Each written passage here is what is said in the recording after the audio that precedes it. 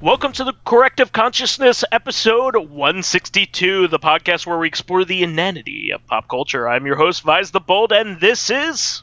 Lotus Prince. And OldManStompy. And we are back for another episode here. Now, this is going to be one that's a little bit more timely. As before that we teased earlier in Reactive this week, we wanted to do a full episode dedicated to the Nintendo Indies, or Nindies, showcase here at Gamescom this week, since it was timely, and there's quite a bit to talk about, quite a bit to unpack here. So I am very much... looking forward to talking about this, and there's some really good stuff. From off the top, the stuff that they stealth released like right today on a Monday, which was pretty neat. This is of this recording, of course.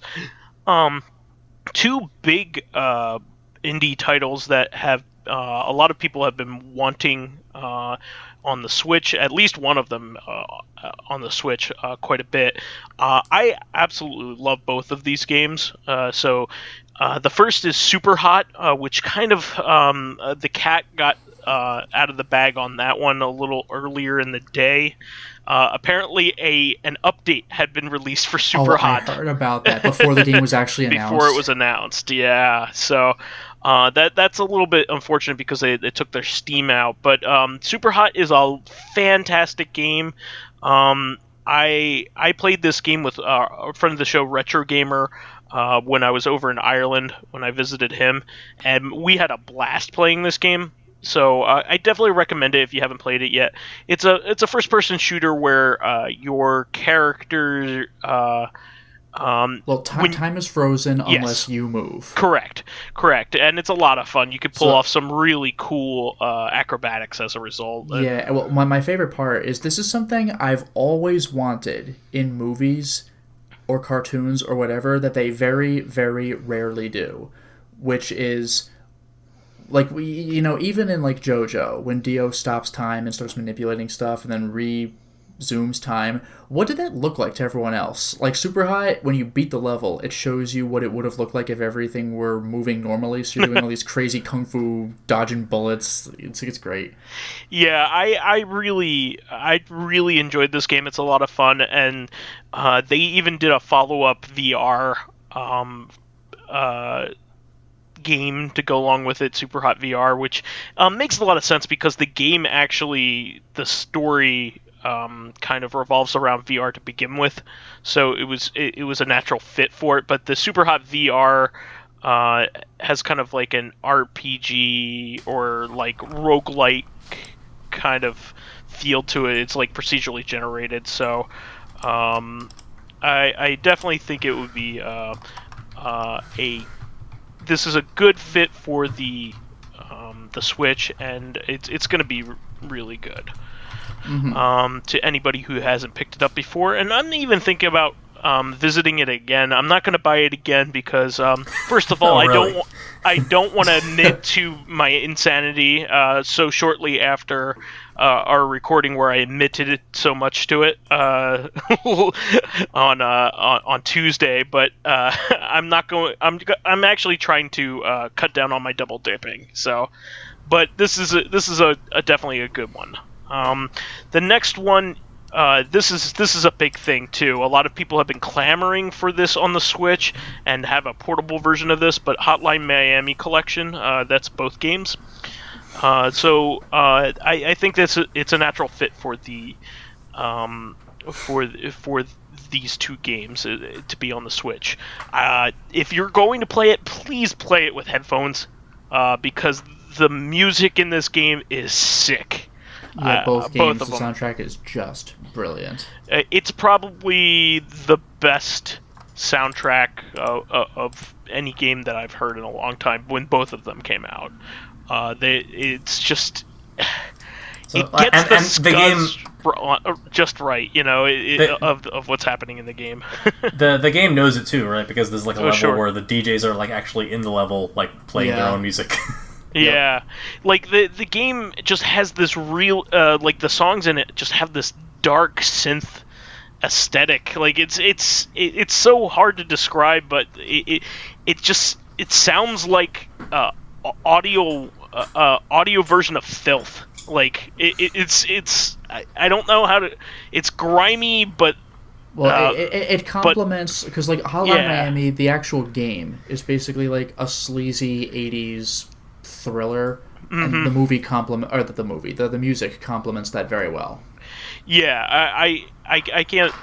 It's like fluorescent, but also like scuzzy in some way. You know, it's just like really, really cool.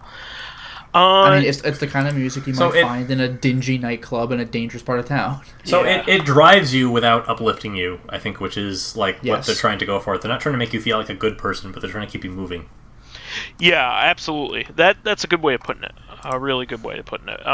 And I you know what? Never finished the second game. I lament that I never did, but I absolutely love the first game, and I liked what I played of the second game. I just didn't get a chance to finish it. So I remember like talking about the second game. I'm in the same boat. I never even played the second game, but it like felt like the game was a little long, and like some of the central thesis of the game was that like enjoying the first game makes you a bad person. Like so the second game shouldn't be fun. It should be a grind, kind of like Metal Gear Solid 2, where part of the idea was that like the examination of people who fulfill power fantasies in games are bad people. Yeah, like Hotline Miami 2 definitely has a lot more enemies per screen, so it can feel grindy in that regard. Like if you die, you really might have lost a lot of, not necessarily time, but a lot of effort. Like it took a lot of mental concentration to get that far. And also there are lots of areas, I mentioned this way long ago when the game was newer, but there are lots of areas where, like, a big gimmick of the game is that you have glass, like, windows. So you could see enemies and shoot them through them, and they could see you. But the thing is, the levels are physically bigger, so there will be a lot of times where you will die, and the death will feel cheap, because you were shot off-screen, like, through a window that you didn't know was there, or that was, like, off-camera or something. It can be pretty frustrating in that regard. You really need to learn the levels before trying them for real. The second game does explore the fact, like, not everybody is a psycho in that world. So the second game also has a character that wants to have nothing to do with what's going on around him. He's a journalist. So he doesn't want to kill anybody. So that. Oh yeah, his gimmick is he KOs. Yeah, unless you have like a gun or something. Yeah, he doesn't. It's mostly a stealth run. So he's not like a psychopath like everybody else. Miami is almost always a stealth run anyway. Like if you run and gun, you're gonna have a bad time. I mean, it's not a shootout. Is my point. Yeah, what I actually find cool about him is that if you disarm an enemy, he'll like take the bullets out of the magazine and drop the gun. Like even if the enemy gets the gun back, it won't matter. Yeah. But like I said, I think these are really good fits. They're both fantastic games that have had success elsewhere. It's no Hotline Milwaukee, but you know. But what is? But what is? But yeah, very, very good stuff. If you haven't played either of them, this is a really good time to pick them up. And then out soon is actually some sequel to some classic games that are out elsewhere. The first is Risk of Rain 2, which I hear is quite good. I don't know much about Risk of Rain, but I hear the second one a lot of people really love. OldManStompy, do you know anything about these games? I mean, I've been watching people play it a little bit. It just feels like a roguelike kind of a 3D adventure game. I think the first game was a 2D version of that. Correct. I'm surprised that you didn't play that because it seems a lot like Salt and Sanctuary and Dead Cells, which are like kind of your thing. Sure. So like I kind of left it up to you. I'm full of roguelites already, like with Binding of Isaac and Enter the Gungeon. But it looks good, and the only reason I hadn't really tried to get into Risk of Rain 2, because these are the games I tend to wind up with through the Humble Bundle, was because I thought it was early access. It is still early access, but by the time that it's going to release, it'll be a full game. All right, so maybe that's when I'll pick it up. We'll see. Yeah, so I'm looking at the Steam page for Risk of Rain 2, and it looks like it's so much different than the first game, like by a long shot. I mean, it's a very well detailed 3D world. It's also multiplayer. Like a lot of this hinges on multiplayer co-op. So that's pretty neat. Apparently, people love it. Like the people that are playing it, like absolutely love it. So the roguelite genre doesn't really have much in the multiplayer space. So I'm guessing that this is like the first really good stab at it, other than like minor co-op elements, like such as in let's say Enter the Gungeon has a co-op mode, where you can play as the cultist. But this is on another level. This is like actual kind of like X-Men Legends style, X-Men or Marvel Ultimate Alliance style multiplayer, where you're actually like teaming up with a group of people. So this is this looks like it's a lot of fun. Maybe even on the side of a Monster Hunter-esque kind of thing going on, but with roguelite at its core, which is really neat. It looks cool. So I'd be willing to try this for sure. I of course don't have I don't have the online capability on the Switch yet, but if anybody wanted to play this seriously, I definitely would. Kind of like the way that we've been playing Triforce Heroes pretty regularly. I would play this. What the hell? Are you kidding me? We played it twice ever over the course of like a year and a half, 2 years. Yeah, Lotus but I think Prince we played it about jokes. every 8 or 9 months, so we're due in a couple of months to play another Yeah, I session. guess. And by the time play I'm it for dead, like an I might have hour. finished Yeah. the game. Goddamn. I was looking for a joke and to be admonished a little bit, but not murdered. Jesus. But anyway, there's also Torchlight 2, which is a Diablo-esque title, if I'm not mistaken. I don't know much about these. I don't follow So, any of that. Torchlight 2, it is a Diablo clone. I think it was actually free on GOG or Steam at one point, so it's one of those games that just is on every service, and it feels like everybody has it. I have it, I've never played it. I may have even gotten this in a humble bundle at some point, and I have no interest in playing a game like that. The only game that like that I'm interested in playing is probably Diablo 3, maybe, at some point, So. I'm sure it's pretty good. There must be a reason. Oh, I'm sure it's must great. be compelling that people keep porting it everywhere. I just don't. It's just not my type of game. You know what I mean? Mm-hmm. Like it's just one of those things. So I own Torchlight 1 on GOG. I don't own Torchlight 2. So I guess this is my chance. Yeah, I don't think I have this one yet, but it's not, like I said, it's not really my type of game. It really just isn't. But that's okay. If that's something that you like, go after it for sure. Now, after that, we have Creature in the Well, which is a dungeon crawler with pinball mechanics. That's up my alley. Have you played Yoku's Island Express? I'm trying to remember. Yeah, I love that game. In fact, I beat that while I was on vacation last year on the Switch. It was an excellent game to have on the Switch, by the way. Mm-hmm. It fit very well for the platform. But that was a fantastic game. It was made by the Worms team, wasn't it? Team 17. Oh, that's cool. Yeah, I love that game. It's a pinball Metroidvania, basically. Yep. But that hit all of my notes. I love that game. It was really, really good. Plus, it was very charming. My girlfriend was always like, "Oh, are you gonna play that little beetle game?" The Dung Beetle game, yes. Yeah, and then I started playing Hollow Knight, and she's like, "Are you gonna play that scary beetle game?" But you played Mario Sunshine. I was like, are you gonna play that Flood Beetle game? Wait a minute. Are you gonna play that Beetle Bailey?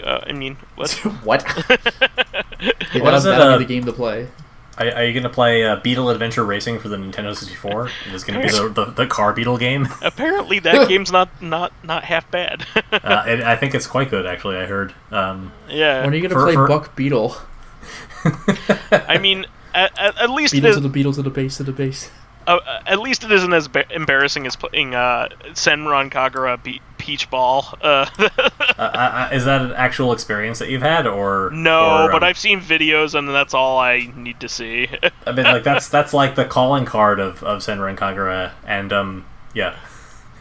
It's I'm not playing that ever in a public place, at least. Anyway, It's a there's a very specific denial. There's the Switch that I play all the time, and then there's the one that's underneath my mattress. Mom, don't look under my bed.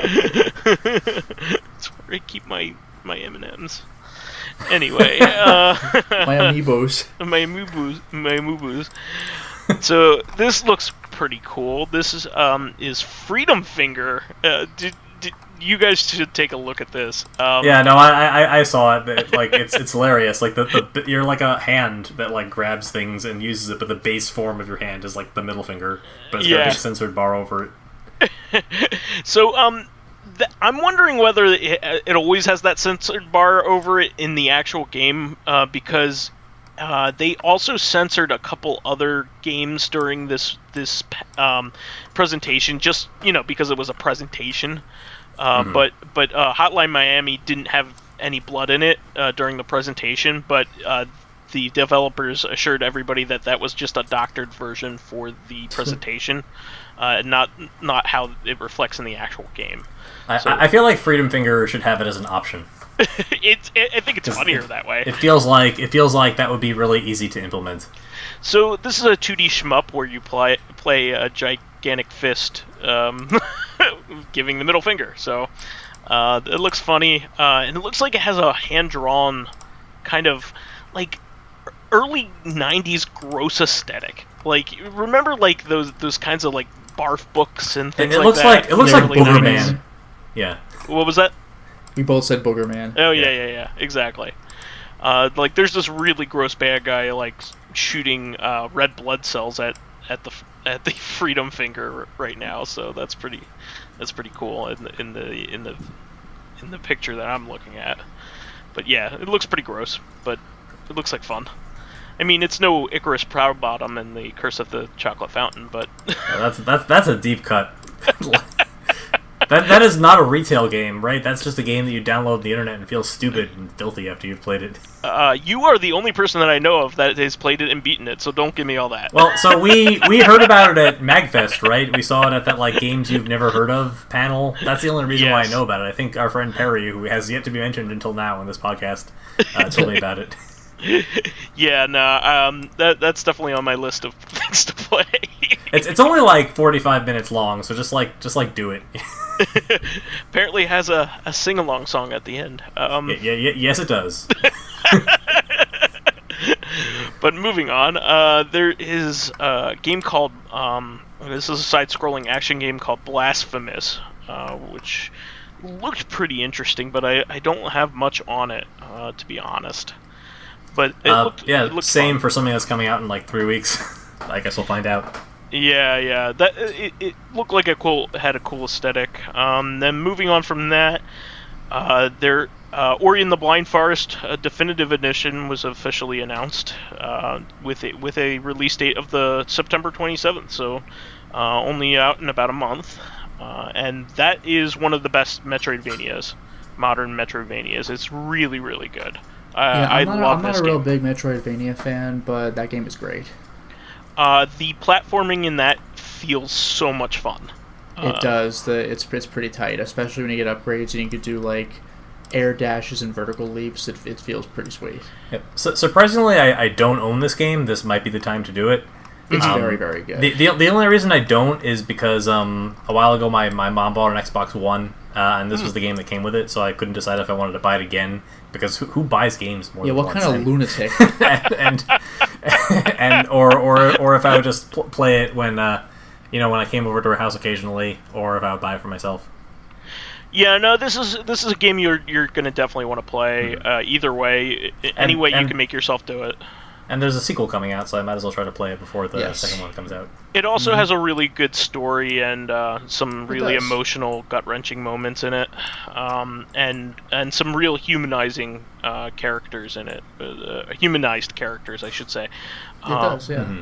I really loved playing this, and it's also a good game to watch somebody play because it's just really fun. is. Yeah, it's just fun. It is just gorgeous. And it's not nearly as brutal as something like a Hollow Knight. Hollow Knight's a brutal game, but in terms of its difficulty and how much you have to try certain segments and the game's over. very forgiving about deaths too. Mm-hmm. Like the gimmick of the game is you create like a sort of save point, so when you die you respawn there.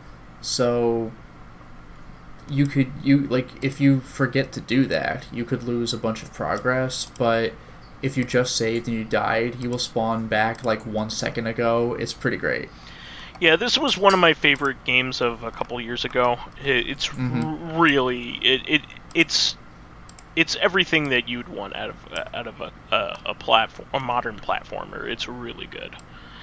Moving on from that, this is a kind of a surprise. So this looks like a spiritual successor to Star Tropics, is what people are calling it. It's called The Tourist, and it's voxel based.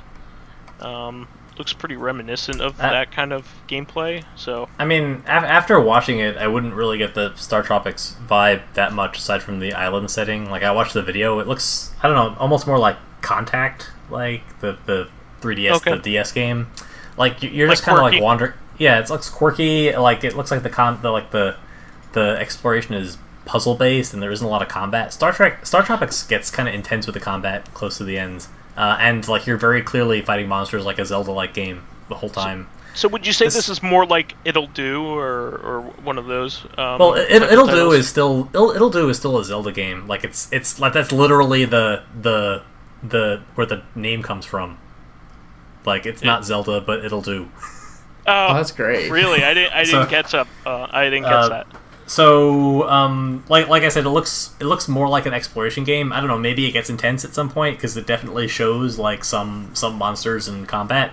But it looks like it appeals to me. It looks laid back, which is the kind of game that I like to come back to. You know, like these days when I always have a lot of time to play games, I don't want to play a game that'll always want to play a game that'll be challenging right out of the box. Because, like, it'll be mentally taxing. This game doesn't have that feel. It looks like you can kind of, like, screw around. You can play, like, arcade games and stuff. Like the Yakuza games, I think, are the gold standard for that. Like, you can get into combat, but you don't have to get things done for a long period of time. Yeah, and it's very easy to just do, like, goofy mini games or, like, just play mahjong or darts or something for hours. Yeah, so, and the aesthetic I love, it reminds me of 3D Dot Game Heroes. Yeah. I was actually gonna say that. That game's all right. It's a good game. Yeah. That game actually is another Zelda clone. This does not look like that, aside from the and it's from Soft. Yeah. Well, that game is legitimately difficult too. Like, if I'm not mistaken. It is. Yeah, I just love the gigantic fuck off swords in that game. Oh yeah, so they can ridiculous. get stupid. Yeah. Yeah, like you thought Berserk was a giant fuck off sword. No, you haven't seen one that's this giant fuck off sword like a Zelda sword, so it's just like chink chink chink, but it's like 1,000 feet long. Size of the fucking screen. Yeah. The next one is Skellboy. This looks pretty fun. It looks. Speaking of laid back, this kind of looks laid back, even though it kind of looks combat based. It just like has that. It's kind of slow paced in terms of how you move around and things like that. But it kind of has like a Paper Mario esque aesthetic, like a 3D world, but with 2D sprites living in it. With obvious double-sided objects. It looks like fun. It looks a little slow for my taste, to be honest, but maybe it'll turn out to be good. It looks charming at any rate. Yeah, I enjoy the aesthetic. I'm not sure like how it's actually going to play out. Like, sometimes when you're playing like the 2D character in a 3D game world, like sometimes like the hitboxes are a little wonky. It's hard to explain. Like, the physics like doesn't match the character or your expectations. Yeah. That's true for a lot of like these indie games that have an odd aesthetic that aren't like purely sprite based. It's like sometimes it feels like you lose a little bit of agency to allow the engine to work. Yeah. So moving on from there, it looks like this was a pretty big surprise. I don't think this had been announced before, but as fans of card games and party games like this, it looks like they're coming out with a Munchkin co-op party game, which is pretty cool. Sure, that could potentially be a lot of fun. I mean, like, I feel like Munchkin isn't quite like exciting enough for me to want to play it. If just because there's an effort to like set it up and put it away, but if I could just play a video game version of it, I might play it more often. I feel like the Isaac board game was pretty similar to Munchkin, in some respects, but I think it's a pretty fun game. It's also not a complicated game, so like it's easy to teach to other people. So I like it from that standpoint. You could teach most people that are willing to learn a new game that in a pretty short amount of time. And it also has a good sense of humor. But the game looks pretty fun. It looks like a like Triforce Heroes almost. Like it looks like like a party dungeon game. Where you fight a boss or do some simple puzzles and things like that. So it looks like fun. That one looks pretty cool. Next one is I'm going off the list from Kotaku if anybody is wondering. So you can catch me. You don't have to catch me in the act. That's actually an important distinction, because like when the special was airing, it was like definitely building to the reveal of Ori and the Blind Forest, because it's like Cuphead, a game that was predominantly associated with like Microsoft Studios and their indie game like push, and it was available on PC, of course. But like it's kind of a big deal that it's available on a system other than the Xbox on a console. It's indicative of these like larger partnership trends between Microsoft and Nintendo. So it's pretty cool. And like that was the last game that was in the showcase. Okay. That was like the exclamation point at the end, because it also is like such a signature independent game. That like Cuphead, it's something that everybody that a something lot of people special have that it's to on the play. Switch. Yeah. No, I get that. I should have mentioned that was once a previous Microsoft exclusive in terms of the console space. I'm wondering if in the near future they'll release more about Scalebound, which they said they had taken over, but I'm sure Platinum will want to finish up their current games first before they finish up Scalebound. Well, not that they weren't already in the middle of doing that as well, but they have Bayonetta 3 still looming, and then the Astral Chain's like the big one, right? I mean that's I'm sure that's gold. It's coming out in 10 days. Yeah. I can't wait for that. I hope that's really good. It looks fantastic. Yeah. So the next title is Northgard, which looks like to be an RTS. It looks like it's maybe Norse based or Viking based. Not really my type of thing once again, but I'm sure it's good. Okay. I know this series pretty well. Next one up is Trine 4. So the Trine series has been pretty fun. It kind of reminds me of the Lost Vikings. If you guys ever used to play those games back in the day. I did not, but I know what you're talking about. I do have Trine 2. The general theme of the Trine games is that it's similar. You play like 3 characters who are linked in some way, and they have different skill sets that help you like solve puzzles. Yeah, exactly. And the third Trine was took everybody by surprise because it was an actual 3D game, like within a 3D space. When both the first 2 games had been like 2D games before, and they were like puzzle-based platformers. So making the jump to 3D was a big surprise. So I think the fourth one actually goes back to its roots. It looks like it's 2D based.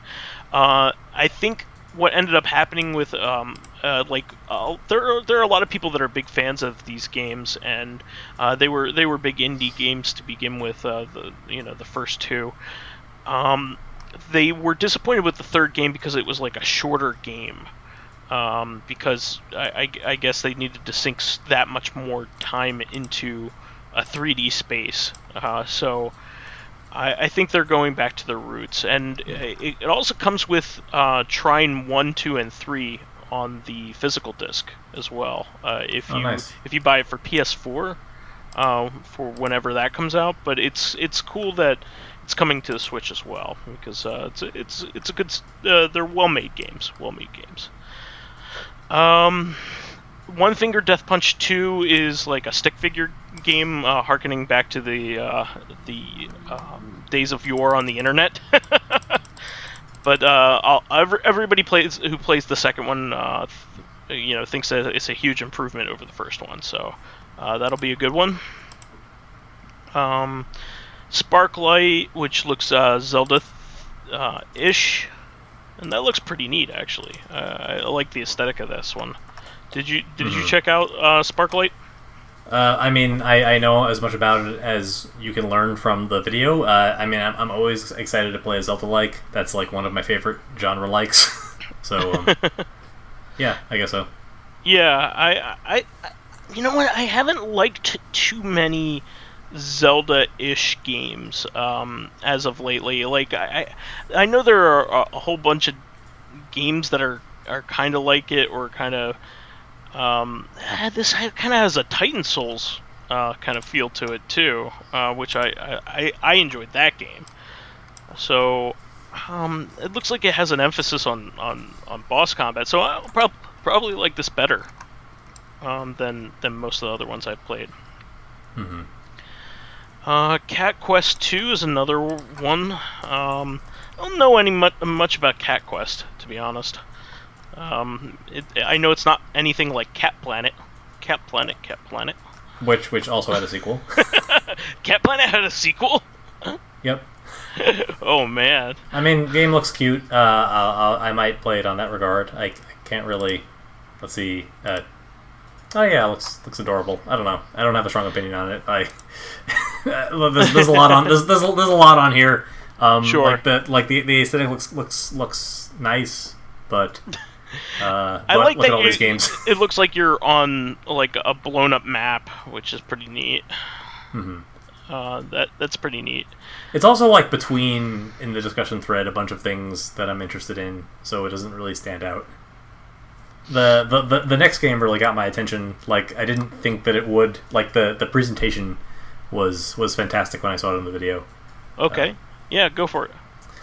So this was Earth Knight. When I saw this for the first time, I thought it was like a runner, like a Cannibalt or something, or Jetpack Joyride.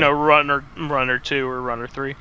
Yeah, but then like the girl who's like running on the back of this dragon like jumps off of one, and then there's like free diving into the other dragons, and then there's all these like balloons you can jump off of, and like things you can boost through, and then it started to look more like, I guess, Uniracers. You're running all over the place and like bouncing off of stuff. That was a cool game. It's a shame that nobody ever like picked up where that left off. Well, this is the closest that we're going to get, I guess. And that plus, like, the running genre, I kind of filled that space a little bit. It's just not usually competitive like Uniracers was. Yeah, Uniracers was a cool game. That was made by DMA Designs, right? Before they became Rockstar. That sounds like something that you would know a lot about, and I know nothing about. No, I think that was before they made Body Harvest and Space Station Silicon Valley. Does that sound right? That is definitely a game that was on the N64. Yeah. Was it Close to the Sun is the next one? First-person horror game? I'm all for that. Mm-hmm. Yeah, these two, I think you can carry these two. Well, the next one's Kine, which looks like a comic book looking physics puzzler. Yeah, I don't know much about it. A lot of these I don't know much about. But yeah, I think I might skip ahead because I think we're running a little short on time. But Skater XL caught my eye. That's coming out sometime in 2020. It looks like I miss skateboard games. I really do. I mean, the last ones that I've enjoyed have more been like a challenge stage games like Ollie Ollie.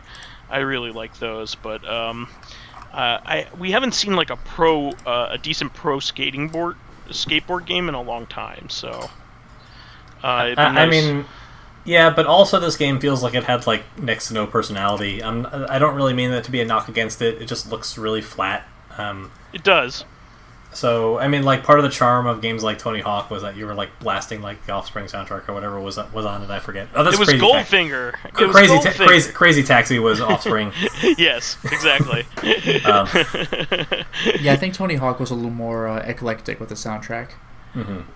Yeah, whatever. This is my United States of whatever. Yeah, that song was definitely featured on, I think, Tony Hawk 3. Are you kidding me? They actually used that? Oh yeah, no, it was part of the big marketing push for that game. That's amazing. Yeah, in fact, it was the main commercial that was advertising it. Like, the police officer came up to me. I thought I told you not to. I'm like, yeah, whatever. That's actually where I first heard it. That's fantastic. Was in that Tony Hawk commercial. But yeah, you're right. It has a very like demo-y look to it. So I could see where you're feeling that, but it might look like a good first effort for an indie dev team.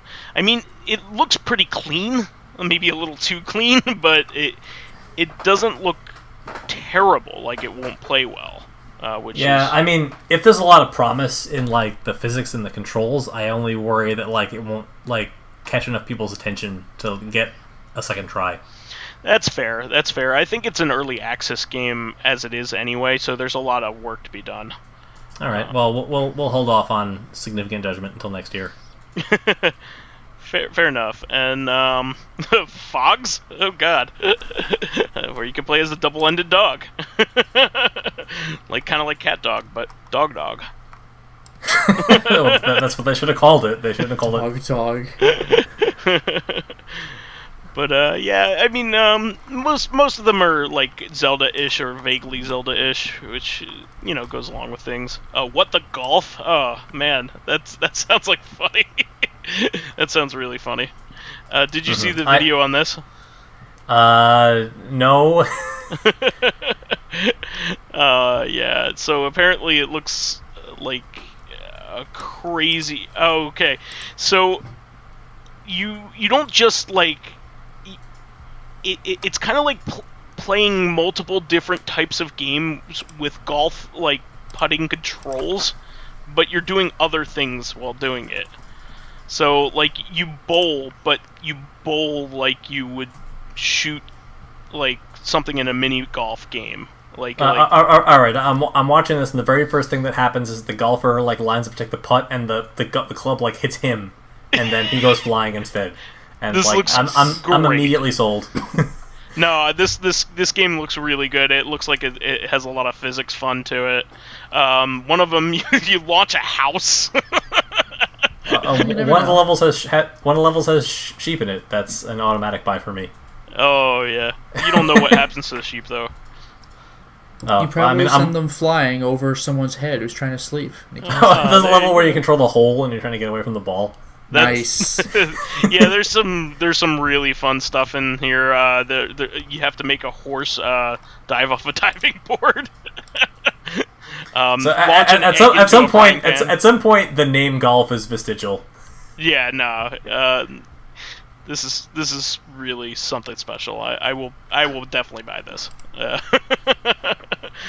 But yeah, I might even buy it twice because that's my thing. Just because you can.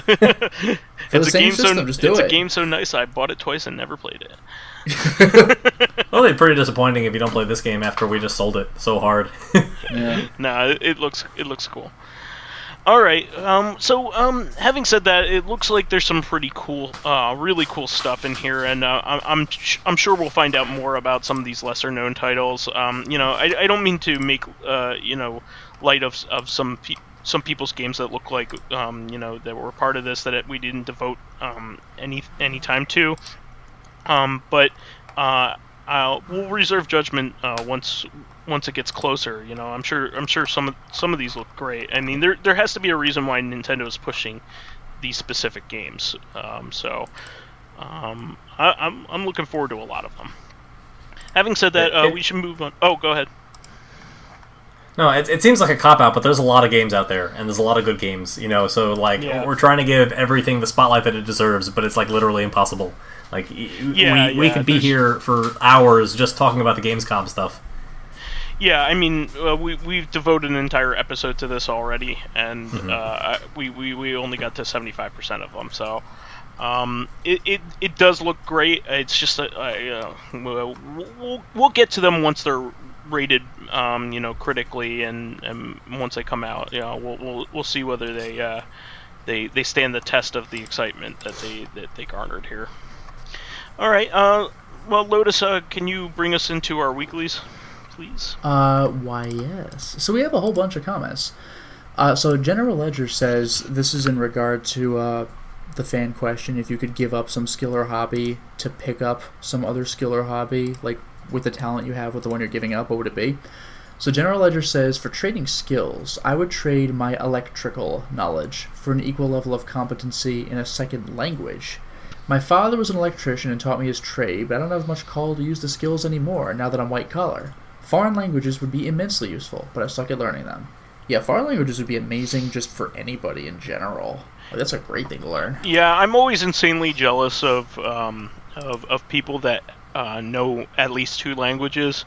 Yeah. And any time that I see somebody struggling with a word or two in English but largely getting it, I always think to myself, man, I can't even conjugate in another language.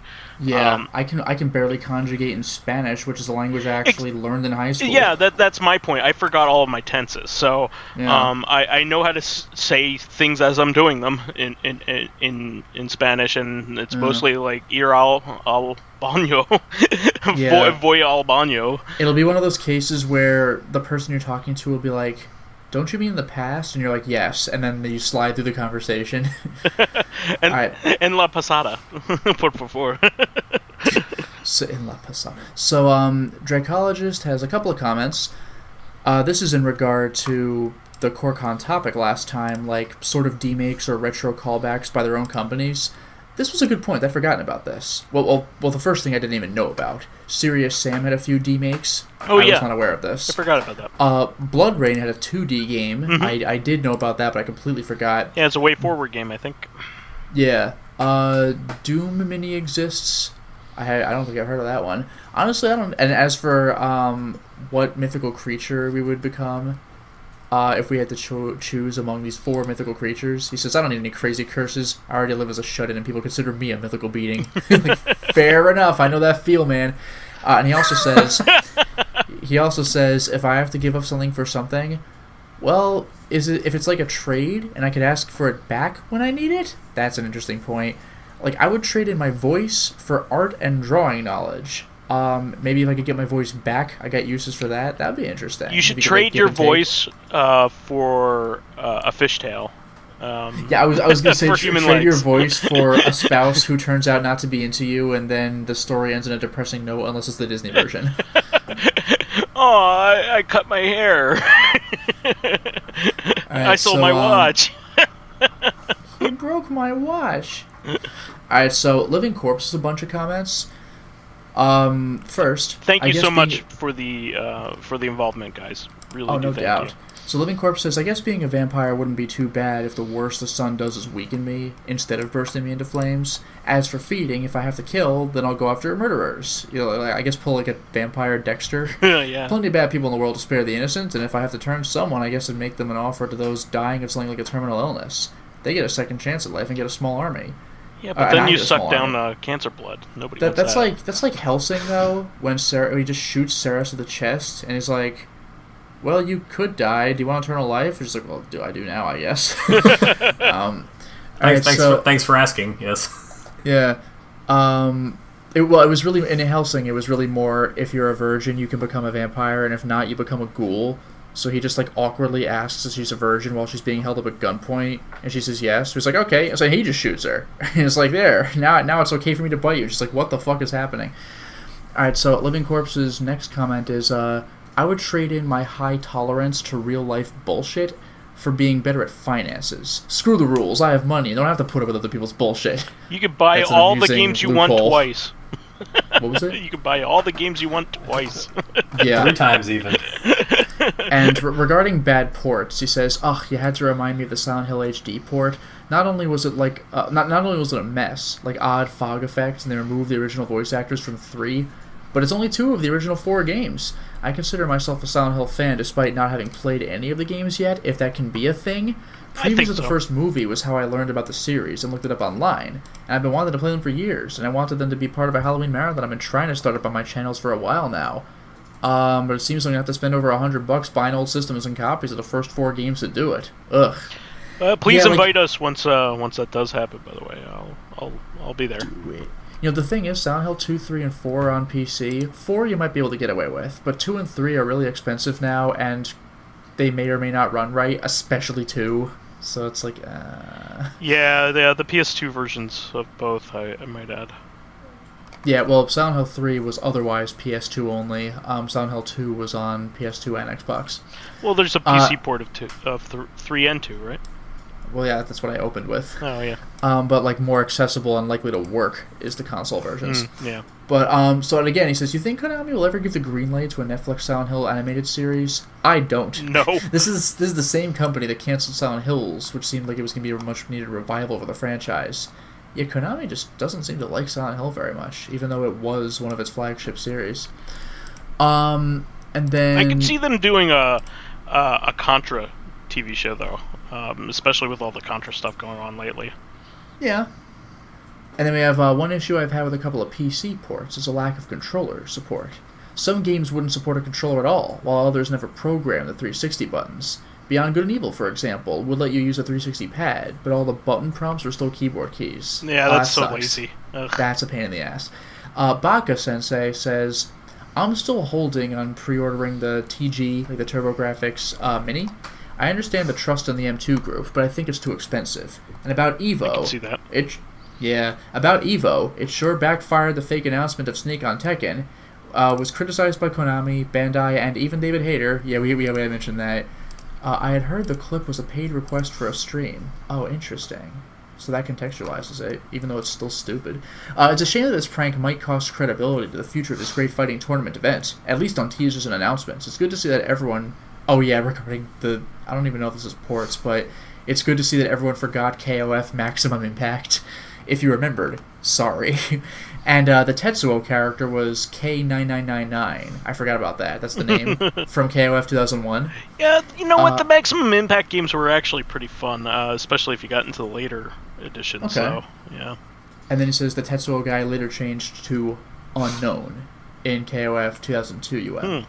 And then one more from Baka-sensei. I feel that making ports for different consoles is always a test of ingenuity. Passing big games from arcades to NES or Sega MS, like Master System, and from PC to early PS1, PS2, it wasn't that bad. They removed content, downgrade visuals, etc. Like Vice said, Doom 2016 looks decent graphically, but the gameplay is untouched. But on the other hand, Skyrim seems slower, and on PS3, Skyrim was the worst port. Long loading times and crashes. Yeah. I might be confusing games, but wasn't Skyrim the one where if you play for too long, the game will eventually crash? No, that was it kept Fallout on saving. 3. It was Fallout 3? Yeah. It would keep on saving and building up, like, data in your Yeah, memory. what it would do is each save file would be progressively larger and larger, and eventually... Until you had to turn the console off and on again. Yeah, no, like, your system would run out of memory. That's insane, Yeah. dude. And he says, now that the Switch has become the port machine, some half-done games are more noticeable. And I have to admit, Lotus Prince had a point with Aladdin. For me, a port is to transfer a game to a different system, rather than create a different game for the system. Sure. And for Pyro, no, this is regarding Pyro talking about how Bloodstained crashed and he lost like an hour's worth of progress. And he had said, well, you know, I should have been saving more often. He says, Baka-sensei says, for Pyro, no, it was not your fault that you didn't save on time. That's a bad part on the port. That is true. Like, on one hand, they always say save often, but on the other hand... because maybe a power outage, not because the game wasn't made right. Like, that's bullshit. Yeah. Now, as for our fan question, this is the second of the questions Sabrina Hengel provided us with. Wonderful. What genre, like game, movie, whatever, do you think has evolved the least over the years? That's an interesting one. On one hand, like if I had gotten this question a few years ago, I would have definitely said like the zombie survival movies because it's just one after another. But we kind of tired of those more recently. There's been a lot of like really compelling and exciting horror franchises coming out. I know this because my sister-in-law and her boyfriend are like huge fans of horror movies, and there's just like an endless stream of new horror franchises. There's always. Yeah. There's a lot. I don't know if this really counts as genre, but like you know how when Twilight came out, there came out a whole slew of like paranormal romance novels. It was called Teen Paranormal Romance, I believe. Yeah. Lately, there's been, I don't know if this is a genre necessarily, but lately there's been a million like superhero movies, and not just Marvel, but just superheroes are just in right now. I don't know if they necessarily have evolved at least, but I just noticed that they're like ubiquitous.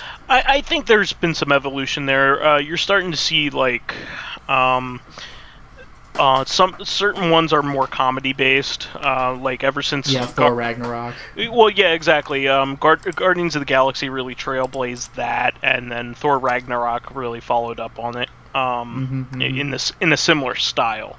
They're definitely they're also taking a stab at horror based ones with the upcoming phase. With the Doctor Strange movie coming out is supposed to be horror based. Yeah, Doctor Strange has such potential to be completely fucked up. Yeah, like they could easily do that. Eldritch horror is where it should live, because that's all the stuff in Doctor Strange is based off of like Lovecraftian kind of stuff anyway. So I've mentioned this before, but in like the Infinity Stones like fighting game, or Marvel X-Men vs. Street Fighter, I mean, Shuma Gorath is a character, and I had no idea who that was for years. And it was a Doctor Strange. Same here. I was like, what? Same here. That's obscure. Like that's a section of Marvel that I didn't even touch when I was really reading.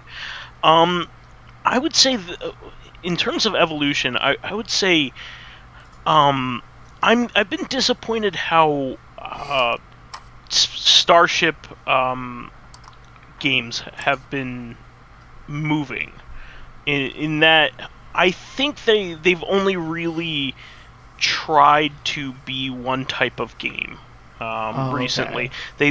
They've followed the privateer kind of style of game where you do a lot of trading and there's an open galaxy for you to explore and things like that in a lot of flight sims like that. But there have been many really fun dogfight, like arcadey dogfight games.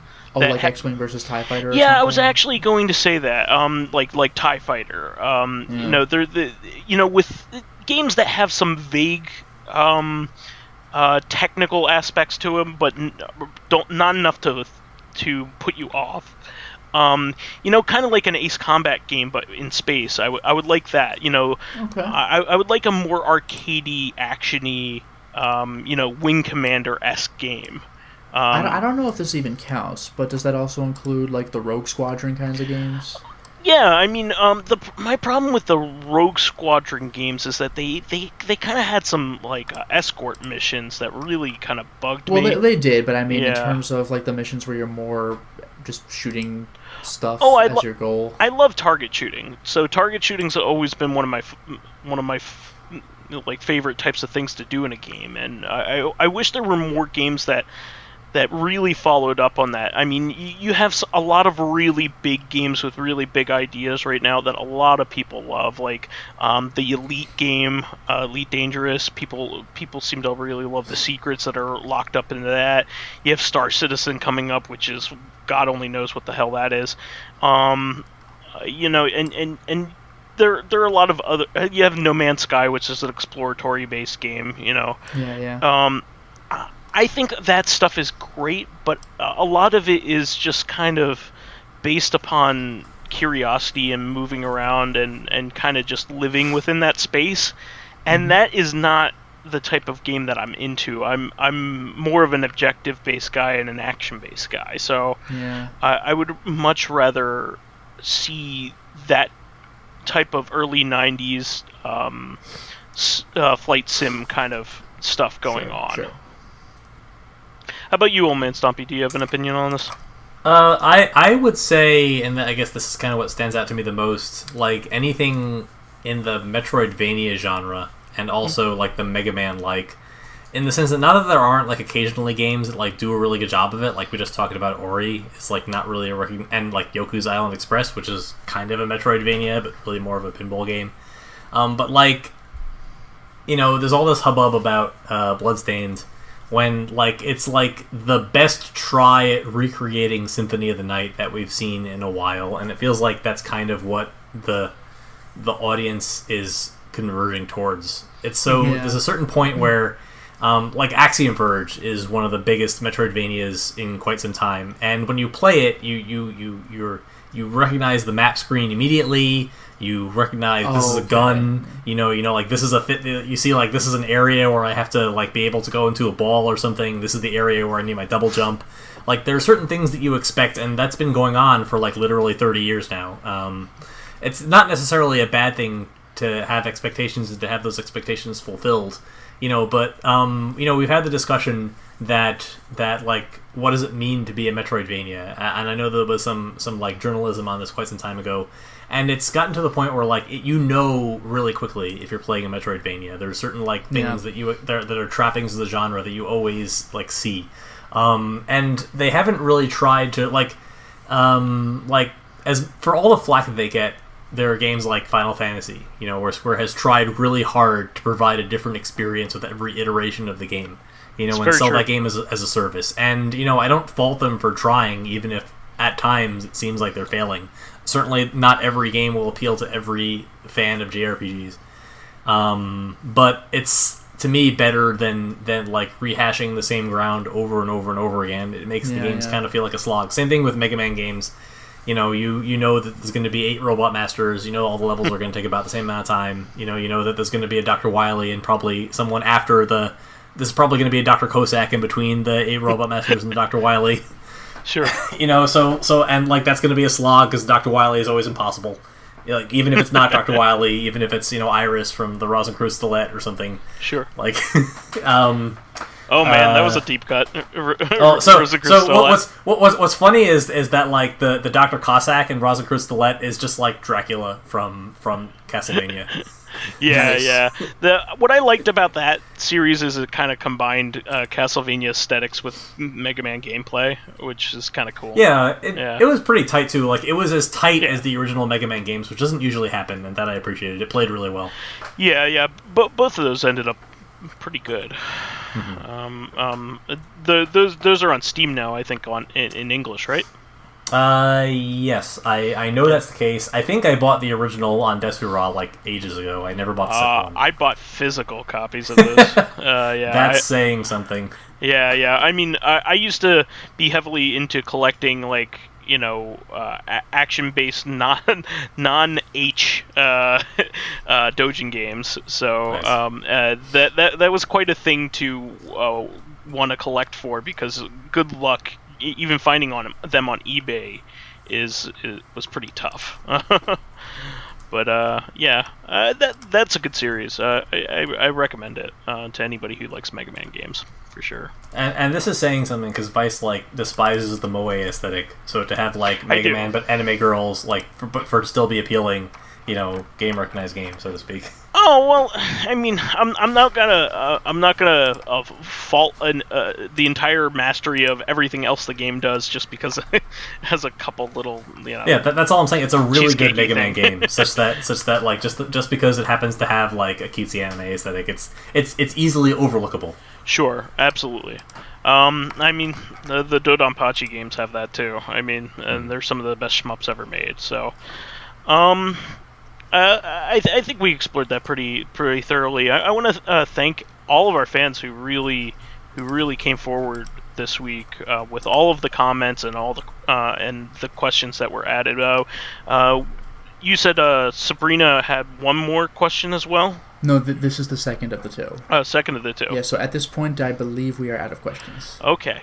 Well, continue on, and please do give us more questions. We definitely need that. Yeah, thank you. Again, Yeah. I know Vice just said it, but I'll say it as well. Thank you very much for all of your comments and questions and everything. Yeah, especially during the summer, we know that that's a period of time in which, our viewership dips a little bit because of, not because you guys aren't listening, but, like, you got shit to do during the summer. It's Unlike fine. me, you are leaving the house.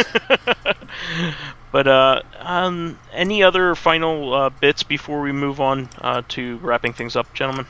Yeah, just real quick, this isn't really... Again, I don't know if it's necessarily not having evolved, but I gotta say, my eyes just glaze over when I hear about a game that involves survival and crafting. Mm-hmm. Yeah, like, that's more of something I'm just kind of tired of, because it seems like... It's kind of like what OldManStompy said later, where everyone's trying to recreate Super Metroid again, Yeah.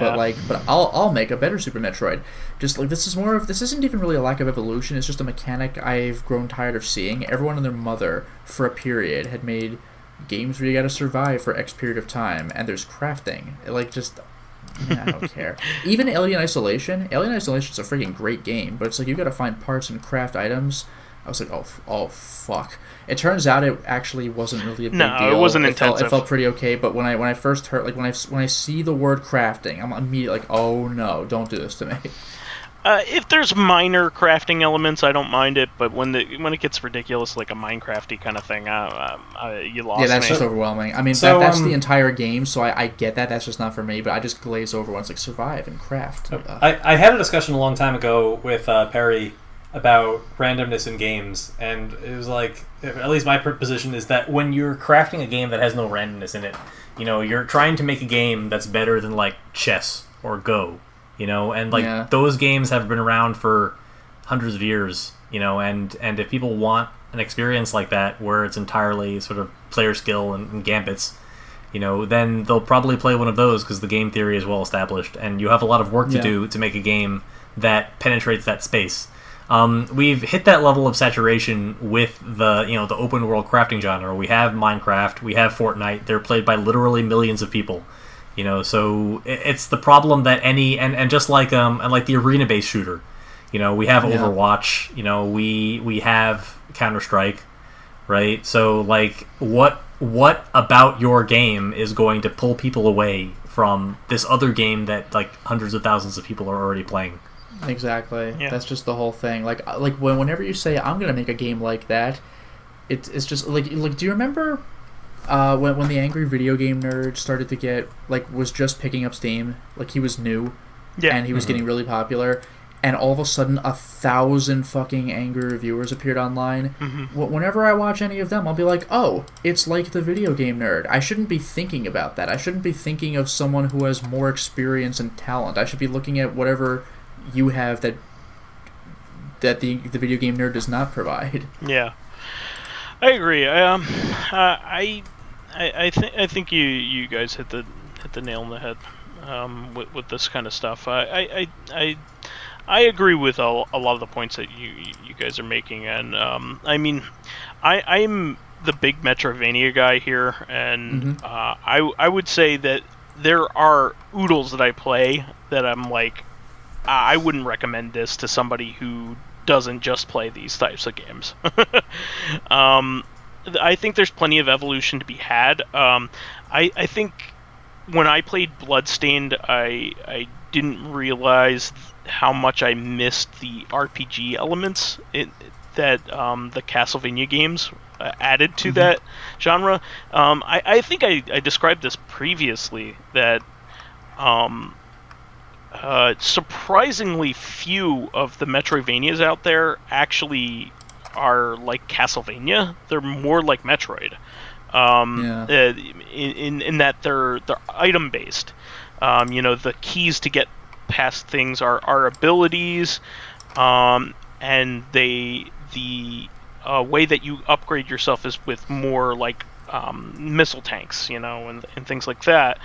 Right. Whereas Castlevania Symphony of the Night what it added to that genre was RPG elements, which I think I don't think a lot of people recognize that is the major contribution that Castlevania made to that formula that wasn't there before. And when I played Bloodstained, I forgot how much I loved that aspect of it, and It makes a pretty big difference because it like rewards you for exploring the castle, even if you don't discover anything new. You know, it means that even so, like level ups in Bloodstained and even in Symphony of the Night, they don't add tier stats all that much, like even less than just the regular pickups do, like the HP ups. Sure. But at a minimum, it feels like you did not go entirely unrewarded for like poking into every corner. You get enemy drops in Bloodstained, and some of the Castlevania games you get like shards and magic spells. Obviously, you get experience points. Yeah. Well, not to mention, you said that the level ups don't really do that much, but even so, by end game, you'll be happier that you've leveled up this whole time than if you hadn't. It also rewards you for getting more efficient at beating the bosses and things like that. And also searching for the abilities that do high DPS. And things like that. I was never that shouldn't even be that isn't even in the language of most Metroidvanias, saying something like damage per second. Metroid's about maneuvering and like get rid of that enemy if he's in your way real quick. Yeah, so I was looking for abilities that damaged enemies really quickly, that didn't use up a whole lot of MP, and also how quickly I could beat those enemies because I needed to grind them in order to collect a certain item for crafting later on. I know that it has crafting in it, but it's very light crafting. It's for me it's really like survival and crafting. Like find these things to make stuff, to make more stuff, to make more stuff. It's like the Minecraft kind of crafting where it's like I can't get into that. But I really wish, speaking of evolution, Bloodstained it was the next baby step in the Metroidvanias that Igarashi has been making. It was an evolution of what he was doing, but only a minor one if you hadn't been following him. But it's still my favorite game that he ever made. It actually tends to be like that because each one he makes is to me better than the last. So maybe he'll do another Kickstarter, but this time make a Lords of Shadow 3. He had nothing to do with those. That was Kojima of all people in the world. Well, it was a Spanish company that Kojima gave their blessing to. Okay. But he produced the game, but he didn't design it or anything like that. That makes way too much sense and is like far too coherent to be a Hideo Kojima like that's true production. Except for the ending of the first Lords of Shadow was very Kojima. But it just basically just like swapped all the identities of the characters from what you would expect from like previous Castlevania games. It's very weird. No, he was Dracula. and then the second game, I think the DS one, makes it worse, right? I think it makes like Trevor Alucard or something. Yeah, no, it's all like okay. And now it's not even a twist anymore because you're expecting a twist, and now it's stupid. I wasn't sure if they were going to do this in the Netflix series because I wasn't sure what kind of like canon they were going off of. I was actually like pleasantly surprised. Yeah, they were going off the classic canon. The Netflix series, pretty much Castlevania 3, but with Game of Thrones style vampire politics. Yeah, and also commentary on the clergy and the church. Yeah. Bloodstained had quite a bit of that. I've said this before too, right? My least favorite part of the Castlevania Netflix series is Trevor Belmont, and the best thing about the second series is that you barely see them at all. They're just like in a basement. No, it's a well done series. I was very, very pleased with it as a big Castlevania fan. So, anyway, we should wrap things up. This is a great discussion. That was the show for this week. We want to thank all of our fans who contributed questions. Once again, thank you. Please keep us supplied with awesome topics by submitting questions of your own on the YouTube and SoundCloud pages. While there, please give us thumbs ups, likes, and 5-star ratings on iTunes. It helps promote and spread awareness of the show. And any bit of encouragement helps keep the show going. You can also catch us on Tuesdays on our sister podcast, Reactive Consciousness, the in-depth look at this week in our lives. Finally, you can friend me as vysethebold on Steam, PSN, Xbox Live, Twitter, Switch, and Battle.net. You could follow me on my YouTube channel, Lotus Prince. You can hit me up on Twitter at Lotus Prince. And finally, if you are interested in seeing my videos early, getting in on exclusive live streams, selecting upcoming games for me to Let's Play, or getting involved in conversations with me and other patrons on Discord, then perhaps consider swinging by my Patreon account, which can be found at patreon.com/LotusPrince. And you can find me as OldManStompy on most major gaming and social media networks, except for Steam. You can find me as an occasional Mythic Rank player on Magic Arena, as OldManStompy, and as OldManStompy CC on the Twitter. Awesome. Well, we'll catch everybody for another episode of Reactive next week. Until next time, everyone. Cheers. Hey. Yeah, wait, hold on. All right, catch it. Bye-bye.